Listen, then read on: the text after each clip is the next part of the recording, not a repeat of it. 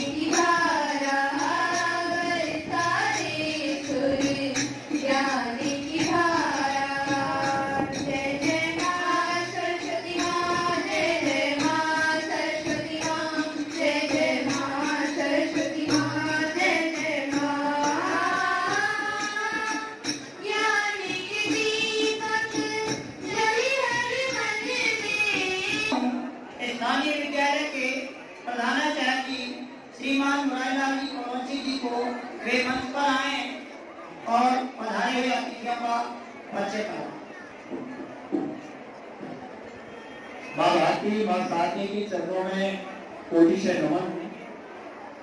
आज के इस मातृशक्ति सम्मेलन में हिंडौन नगर से और हिंडौन ग्रामीण अंचल से जो मातृशक्ति पधारी है, आप सभी का उच्च माध्यमिक आदर्श विद्या मंदिर हिंडौन सिटी की ओर से हार्दिक अभिनंदन, स्वागत। आज के कार्यक्रम में मंच पर उपस्थित हैं आदरणीय मुकेश कुमार जी, विभाग प्रचारक हैं आप, दौसा, करौली, सवाई माधोपुर, तीनों जिलों का आप काम देखते हैं। आप आजीवन एडवाइस रहकर हिंदू राष्ट्र का, देश का और संस्कृति का कार्य करते हैं। उसी क्रम में आज का प्रवास हिंडौन विद्यालय में है और मातृशक्ति को अपना पाठ्य आप प्रदान करने वाले हैं। आपका स्वागत, अभिनंदन। आपके स्वागत के लिए मैं आदरणीय राजा रमन जी को आमंत्रित करूंगा वो मंच पर आए हैं और आदरणीय मुकेश कुमार जी भाई साहब का साल भेजकर स्वागत करें। आदरणीय राजा रमन जी ताली बजा सकते हैं।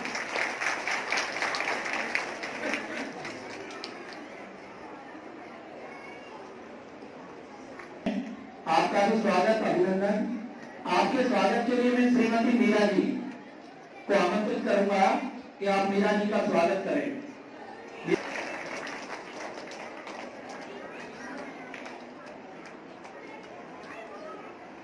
स्वागत और सम्मान की अगली कड़ी में विद्या भारती संस्थान करौली आप उसकी उपाध्यक्षा हैं श्रीमती मीरा जी। आपके स्वागत के लिए मैं स्थानीय विद्यालय की है श्रीमती मीरा जी, जो आज का कार्यक्रम है उसकी आप अध्यक्षता कर रही है। स्वागत की अगली कड़ी में मंच के अंतिम आसन पर हैं, आपका स्वागत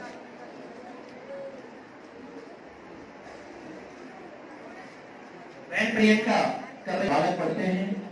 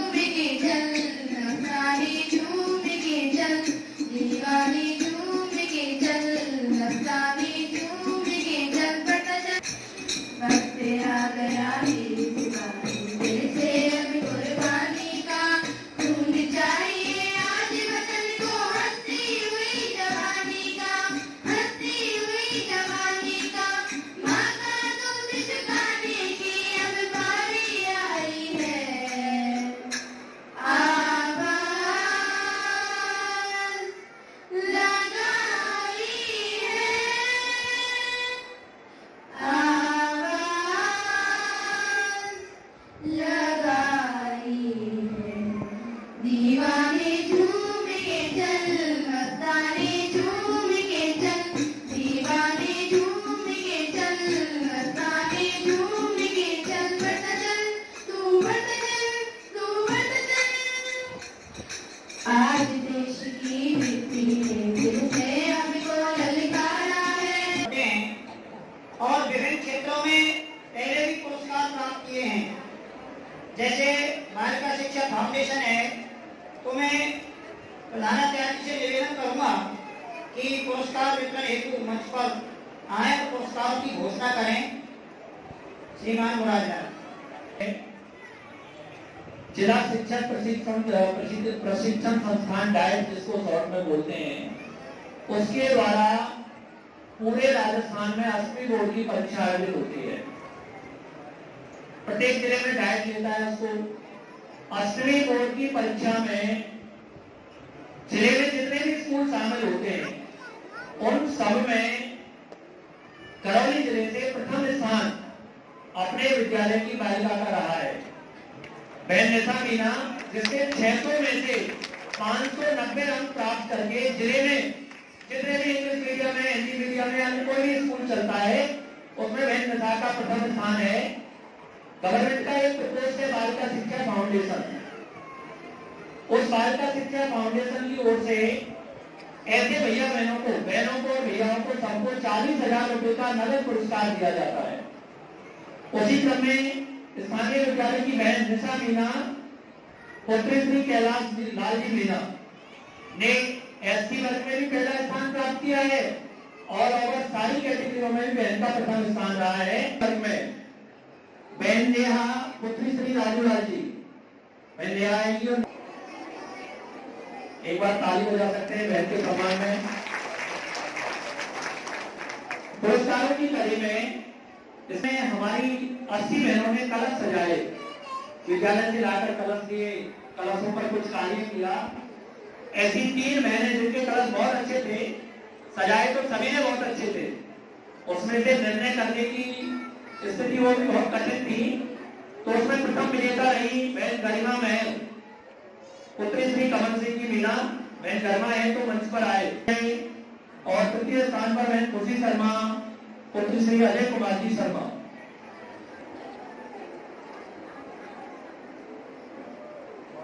दूसरे स्थान पर बहन कशिश, ताली बजा सकते हैं, ताली में कंजूसी नहीं करें, आपके बहनों के साथ। तृतीय स्थान पर बहन खुशी शर्मा, अजय कुमार जी शर्मा। और प्रयास किया गया।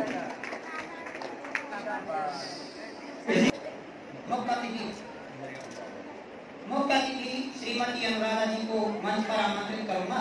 वे अपने उद्बोधन से हमें लाभान्वित को जानते हैं कि आज इस विद्या के मंदिर में यहाँ मातृशक्ति सम्मेलन का आयोजन किया जा रहा है और उसी आयोजन में अपन सब यहाँ सम्मिलित हुए हैं। तो मात्र सबसे पहले तो मैं विद्यालय कमेटी का आभार व्यक्त करना चाहती हूँ जिसने मुझे इस पद के लिए चुना। अब मातृशक्ति अर्थात माँ की शक्ति, इसके ऊपर मैं थोड़ा सा प्रकाश डालना चाहूंगी। देखिए, माँ के अंदर बहुत सारी शक्तियां निहित हैं, वो अपार शक्तियां हैं। माँ चाहे तो अपने बालक को बहुत अच्छा और सद्गुण देकर उसको महान समाज में खड़ा कर सकती है। सावचेत करते हुए शिशु के प्रति क्या होता है, बहन जी ने हमारा मार्गदर्शन सीमित शब्दों में किया, बहुत बहुत धन्यवाद। अब मैं कार्यक्रम को आगे बढ़ाते हुए कविता की प्रस्तुति हेतु बहन राधिका शर्मा को मंच पर आमंत्रित करूंगा। बहन मंच पर आए और अपनी कविता प्रस्तुत करें। परिवार पे पड़ा तो ऑटो रिक्शा ट्रेन को चलाने लगी बेटियां, साहस के साथ अंतरिक्ष तक भेज डाला, सुना वायुयान भी उड़ाने लगी बेटियां, सुना वायुयान भी उड़ाने लगी बेटियां। और कितने उदाहरण ढूंढ कर लाऊं, हर क्षेत्र शक्ति आजमाने लगी बेटियां, हर क्षेत्र शक्ति आजमाने लगी बेटियां। वीर की शहादत पे अर्थी को अर्थी को कांधा देके अब शमशान तक जाने लगी बेटियां, अब शमशान तक जाने लगी बेटियां। घर में बटा के हाथ रहती है माँ के साथ, घर में बटा के हाथ रहती है माँ के साथ। पिता की समस्त वादा हरती है बेटियां, कटुबा के बोलने से पूर्व सोचती है खूब, कटुबा के बोलने से पूर्व सोचती है खूब। मन में सहमती है डरती है बेटियां, मन में सहमती है डरती है बेटियां। बेटे हो उदंड भले आपका दुखा देते, बेटे हो उदंड भले आपका दुखा देते। कष्ट सह के भी धर धरती है बेटियां, कष्ट सह के भी धर धरती है बेटियां। प्रश्न ये ज्वलनशील सबके लिए आज, प्रश्न ये ज्वलनशील सबके लिए आज। नित्य प्रति कोख में क्यों मरती है बेटियां, नित्य प्रति कोख में क्यों मरती है बेटियां। वास्तव में हम चुटकुलों पर हंस लें, लेकिन ये कविता आप तक कुछ प्रश्न रख रही है और विश्वास के साथ रख रही है कि आप इन प्रश्नों को कभी हल नहीं कर पाओगे। ललिता विशाखा राधा रानी बेटी होती नहीं, ललिता विशाखा राधा रानी बेटी होती नहीं। यशोदा दुलारी नंदिनी नंदनी नचाता कौन, यशोदा दुलारी नंदिनी नंदनी नचाता कौन। अनुसुईया जैसी बेटी तब तो शादी का ना होती, अनुसुईया जैसी बेटी तब तो शादी का ना होती। पालने में ब्रह्मा विष्णु रुद्र को झुलाता कौन, पालने में ब्रह्मा विष्णु रुद्र को झुलाता कौन। जनता जनार्दन बताए एक बात आज, जनता जनार्दन बताए एक बात आज। सावित्री ना होती सत्यवान को बचाता कौन, सावित्री ना होती सत्यवान को बचाता कौन। सब कुछ होता, सब कुछ होता, सब कुछ होता, पर एक बात सोच लेना, कविता ना होती तो ये कविता सुनाता कौन, कविता ना होती तो ये कविता सुनाता कौन। मैं कविता के माध्यम से आपसे कुछ प्रश्न पूछना चाहती हूँ। प्रश्न ये ज्वलनशील सबके लिए आज, प्रश्न ये ज्वलनशील सबके लिए आज। नित्य प्रति कोख में क्यों मरती है बेटियां, नित्य प्रति कोख में क्यों मरती है बेटियां। हाँ, मैं भी एक बेटी हूँ। मत मारो मुझे कोख में लोगों, मत मारो मुझे कोख में लोगों। इस धरती पर आने दो, मुझसे मेरा हक न छीनो, कुछ करके दिखलाने दो, मुझसे मेरा हक न छीनो, कुछ करके दिखलाने दो। प्रार्थना में ही सम्मान बढ़ाऊंगी, बेटी हूँ तो क्या बेटों से ज्यादा फर्ज निभाऊंगी, बेटी हूँ तो क्या बेटों से ज्यादा फर्ज निभाऊंगी। माना कटे दवर है मेरी, माना कटे दवर है मेरी, मैं मंजिल पा जाऊंगी, मुझसे मेरा हक न छीनो, भद्रकाली बन जाऊंगी, मुझसे मेरा हक न छीनो, भद्रकाली बन जाऊंगी। मुझे बनाया परमेश्वर ने, मुझे बनाया परमेश्वर ने, मैं भी राज सुधारी हूँ। सुनो जरा कमजोर नहीं हूँ, धड़कती हुई चिंगारी हूँ, सुनो जरा कमजोर नहीं हूँ, धड़कती हुई चिंगारी। के रूप में हमारे मध्य पधारे श्रीमान मुकेश कुमार जी, भाई साहब से निवेदन करूंगा कि वे अपने उद्बोधन से हमारी मातृशक्ति का हम सबका मार्गदर्शन करें और हमें पाठ्य प्रदान करें। समिति के कार्यकर्ता बंधु, समक्ष उपस्थित वंदनीय मातृशक्ति, आज हम सब आदर्श विद्या मंदिर हिंडौन सिटी के विद्यालय परिवार की नारी शक्ति के रूप में यहाँ पर एकत्रित हुए हैं। हम सब आज इस राष्ट्र के निर्माण में मातृशक्ति की क्या भूमिका है, ये ऐसा एक छोटा सा विषय है। ये राष्ट्र का निर्माण चल रहा है और इस राष्ट्र के निर्माण में हम सबकी एक भूमिका है, हम सबको भी एक काम मिला है। और जब मैं भूमिका और काम की बात करता हूँ तो ध्यान में आता है कि परमात्मा ने इस धरती पर जिनको भी भेजा है, आपको उदाहरण के रूप में ध्यान रहे इसलिए बताता हूँ। एक छोटा सा केंचुआ हम देखते हैं, वो केंचुआ भी धरती पर जब से जन्म लेता है और जब तक वो जीवन अपना जीता है वो मिट्टी को खाता रहता है। अर्थात परमात्मा ने उसको भी एक काम दिया कि तू भी इस धरती पर जाकर के मिट्टी को खा, और मिट्टी को खाने के बाद उस मिट्टी को वो इस तरह से निकालता है कि वो धरती माता को उर्वरक बना देता है, धरती माता में एक नई ताकत, एक नई जान ला देता है।